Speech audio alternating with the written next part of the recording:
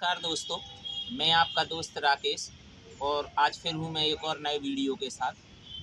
जैसा कि हम लोगों को पता है अभी कुछ दिनों से लक्षद्वीप गूगल पर सबसे ज़्यादा सर्च हो रहा है, तो आज हम लक्षद्वीप के बारे में कुछ जानेंगे। लक्षद्वीप जैसा कि नाम से प्रतीत होता है लक्ष्य यानी कि लक्षद्वीप, इसका जो लक्षद्वीप का शब्द है लक्षद्वीप, ये संस्कृत से लिया गया है। लक्षद्वीप यानी कि 1,00,000 द्वीपों का समूह, और लख का मतलब 1,00,000 संस्कृत में भी होता है और मलयाली में भी 1,00,000 को लक्का कहते हैं। लक्षद्वीप भारत का सबसे छोटा केंद्र शासित प्रदेश है। यह मात्र 32 वर्ग किलोमीटर में है और इसकी जनसंख्या मात्र 64,000 है।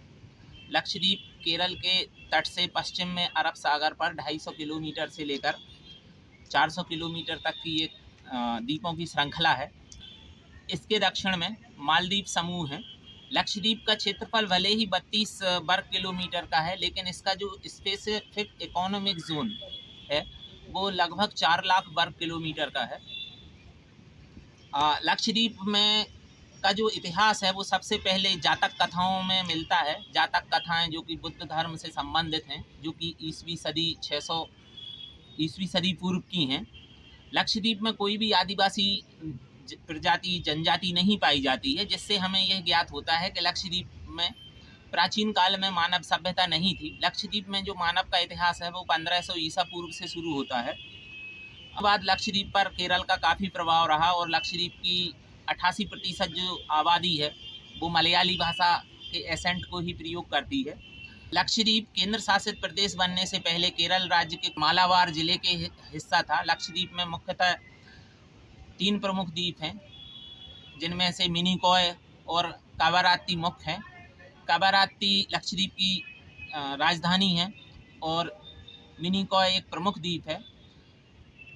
इतिहास में लक्षद्वीप पर सबसे पहले चेर साम्राज्य, जो कि केरल से चलता था, साम्राज्य चलाया जाता था, उन्होंने लक्षद्वीप पर सबसे पहले अधिकार किया। उसके बाद चोल साम्राज्य का आधिपत्य रहा। मध्यकाल में अरब से जो व्यापारी आए उनके साथ इस्लाम का आगमन हुआ। इसके बाद जब टीपू सुल्तान का उदय हुआ तो लक्षद्वीप उसके ही राज्य के अंतर्गत एक हिंदू राजा के क्षेत्र में रहा।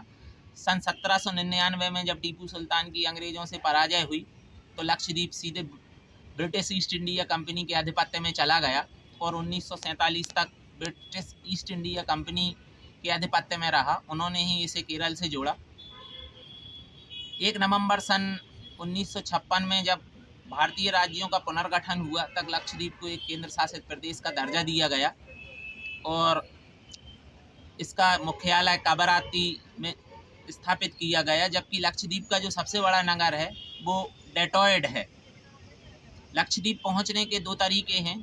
आप कोचीन से बाय एयर और या पानी के जहाज़ से भी जा सकते हैं। लक्षद्वीप अगर आप भ्रमण के लिए जा रहे हैं तो आपको परमिट लगता है। परमिट आप लक्षद्वीप की ऑनलाइन साइट पर जाकर अपडेट कर सकते हैं। उसके लिए आपको अपने निकटतम थाने का सिर्फ पुलिस वेरिफिकेशन लगता है और सेम डे परमिट आ जाता है।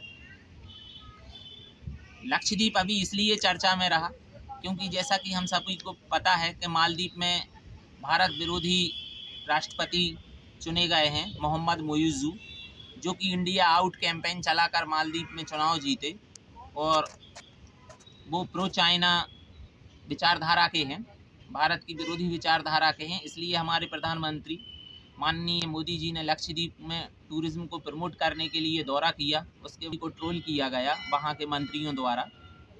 जबकि मालदीव की जो जीडीपी है उसमें से 14% जीडीपी सिर्फ भारतीय पर्यटकों के कारण है।